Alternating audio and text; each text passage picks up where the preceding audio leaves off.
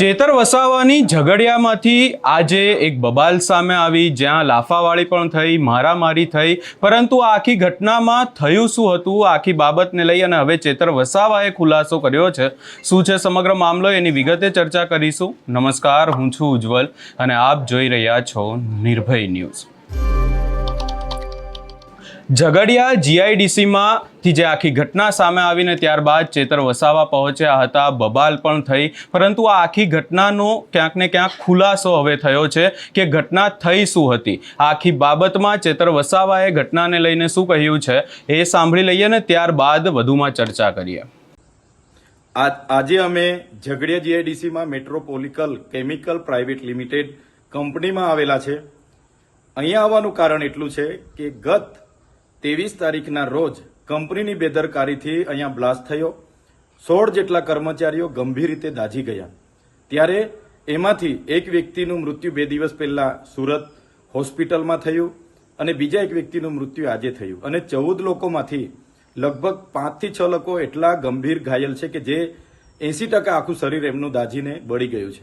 છતાં પણ કંપનીના મેનેજમેન્ટમાંથી એક પણ વ્યક્તિએ આ 16 પરિવારના કોઈની સાથે પણ મુલાકાત નથી લીધી કે કોઈ પણ જાતની વળતરની વાત નથી કરી કે દવાખાનાની બિલની વાત નથી કરી, જેના કારણે આ પરિવારે ગઈકાલે મારો સંપર્ક કર્યો અને કીધું કે આ કંપનીમાં આ રીતની ઘટના ઘટી, એમાં અમારા 27 વર્ષના દીકરાઓ મૃત્યુ પામ્યા છે, જેના નાના નાના બાળકો છે, આગળ પાછળ અમારે કંઈ નથી.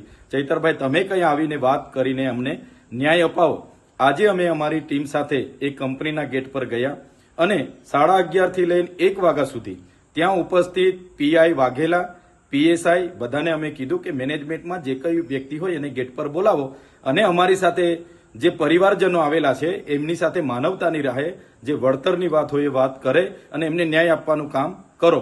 ત્યારે પોલીસ અધિકારી વાઘેલા સહિતના લોકોએ ત્યાં અગાઉથી જ એવા લોકોને લાવીને મૂકેલા હતા કે જે પરિવાર સાથે એમને કોઈ લાગે વળગે નહીં, છતાં એ લોકો અમારી સામે આર્ગ્યુમેન્ટ કરતા હતા કે ભાઈ વળતર તો 15 લાખ જ મળશે, એનાથી ના મળે, અમારા પરિવારના લોકો છે, આમ છે તેમ છે.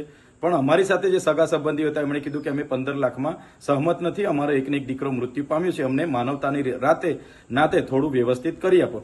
જે બાબતને લઈને 1.5 કલાક સુધી એમણે ગેટ ન ખોલ્યો. અમે ગેટની અંદર ગયા, ત્યાંનો એક વ્યક્તિ રોનક કરીને કોઈ છોકરો હતો, એ તરત દોડી આવીને મને મારી સાથે ઝપાઝપી કરવાના એણે પ્રયાસ કર્યા. પીઆઈની હાજરીમાં મેં કીધું ભાઈ જે વાત કરવા માટે આવ્યા છે એની વાત કરો, બીજું ફાલતુ વાત અહીંયા કરવાની જરૂર નથી.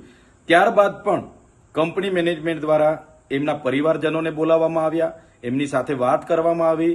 એમ કહેવામાં આવ્યું કે 2 લોકો મૃત્યુ પામ્યા છે, એની જવાબદારી કંપની 15 લાખ સુધી લેશે, એના સિવાય અમે 1 રૂપિયો આપવા માંગતા નથી. જેને લઈને અમે બાદમાં કંપનીની બહાર આવ્યા અને બહાર આવતાની સાથે જ અમારા લોકો પર પોલીસ દ્વારા ત્યાંથી જાહેરનામું છે એમ કરીને લાઠીઓ દ્વારા બહાર ભગાડવાનો પ્રયાસ કર્યો છે. ત્યારે મેં કહેવા માંગુ છું કે પોલીસે આ કાર્યમાં એક માનવતાની રીતે ત્યાંના લોકોના વિશ્વાસ થાય એ રીતના પોલીસે ભૂમિકા ભજવવાની હતી. એની જગ્યાએ 5-5 દિવસ સુધી પોલીસ ત્યાં દેખાઈ નહીં. આજે અમે જવાના હતા ત્યારે પોલીસ ત્યાં આવી ગઈ અને કંપનીના માલિકના કહેવા પ્રમાણે એમણે વળતર નહીં આપવા દેવા માટે આ પરિવારોને પણ નહીં મળે, તમે જ્યાં કરવાના હોય ત્યાં કરી લેજો, તમારાથી થાય તે કરી લેજો, એવું પોલીસના પીઆઈ બોલતા હતા.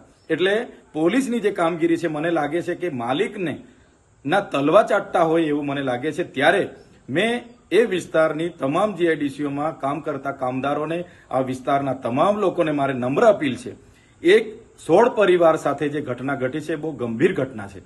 કંપનીના માલિકોને આનાથી પેટનું પાણી પણ નથી હલતું. તો આવનારા દિવસોમાં આ ઘટના બાદ તો અનેક ઘટનાઓ બનશે, ત્યારે બધાનો જ વારો આવવાનો છે. ત્યારે સૌ લોકોને મારે વિનંતી છે, આવનારા દિવસોમાં અમે જાણ કરીશું, પરિવાર અને પ્રશાસનની મધ્યસ્થી રાખીને અમે જાણ કરીશું. ત્યારે સૌ ત્યાં ઉપસ્થિત થજો. આ પરિવારને ન્યાય અપાવવાનું કામ આપણું બધાનું છે અને આપણે બધા સાથે રહીને કરીશું. આમાં જે પોલીસે ભૂમિકા ભજવી છે એ ખૂબ જ નિંદનીય અને દુઃખદાયક છે. પોલીસે એમના માણસોને બોલાવી ખોટા વિડીયો પણ બનાવ્યા છે અને અહીંયા પૈસા માંગવા આવેલા છે એવા વિડીયો પણ બનાવેલા છે. પણ પરિવાર આજે દુઃખી છે અને પરિવારની આ દુઃખની ઘડીમાં સહકાર આપવો એ આપણી બધાની ફરજ બને છે.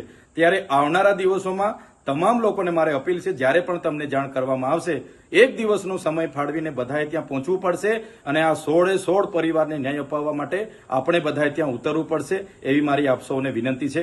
જોહાર, જય આદિવાસી. હવે આ આખી બાબતમાં જે વાત આખી હતી સામે આવી છે ને ચેતર વસાવાએ આ આખી બાબતમાં સ્પષ્ટ ખુલાસો કર્યો છે કે સૌપ્રથમ આ જે ઝઘડિયાની જે જીઆઈડીસી છે એમાં એક કંપની છે ત્યાં બ્લાસ્ટ થયું હતું અને ત્યારબાદ ત્યાં જે અનેક જે કર્મચારીઓ છે તેઓ દાઝી ગયા હતા. એમાંથી 14 જેટલા કર્મચારીઓ હાલ હોસ્પિટલમાં દાખલ છે અને 2 કર્મચારીઓનું આ આખી ઘટનામાં મૃત્યુ નીપજ્યું છે. અને ચેતર વસાવાને જે પરિવારના લોકો છે, જે કર્મચારીના પરિવારના લોકો છે તેઓ મળવા પહોંચ્યા હતા અને આખી બાબતમાં જે કંપનીના લોકોની સામે ક્યાંક ને ક્યાંક વળતરને લઈને પણ ચર્ચા કરવાની હતી. ના તમામ બાબતને લઈને ચર્ચા કરવા માટે ચેતર વસાવા ત્યાં પહોંચ્યા અને ત્યારબાદ જે કંપનીના લોકો છે તેઓ ચેતર વસાવા ત્યાં પહોંચતાની સાથે જ કંપનીનો ગેટ બંધ કરી દીધો. એટલા માટે મામલો ઉગ્ર બની ગયો હતો. અને ત્યારબાદ એક બાબત બીજી પણ સામે આવી કે જ્યાં ચેતર વસાવા એક વ્યક્તિને લાફો મારી રહ્યા છે. એ વ્યક્તિ એ છે કે જેમના પરિવારના જે એક સદસ્ય છે તેઓ આખી ઘટનામાં મૃત્યુ થયું હતું ને ત્યારબાદ તેઓ પણ ત્યાં પહોંચ્યા હતા અને કોઈક બાબતને લઈને મામલો બિચકાયો અને આ આખી મારામારીનો મામલો સામે આવ્યો. આ આખી બાબતે હવે જે ઘટનાને લઈને ચેતર વસાવાએ ખુલાસો કર્યો છે એને લઈ તમારો શું અભિપ્રાય છે એ અમને કમેન્ટ કરી જરૂર જણાવશો ને અમારી ચેનલ નિર્ભય ન્યૂઝને લાઇક, શેર, સબસ્ક્રાઇબ કરવાનું ભૂલશો નહીં.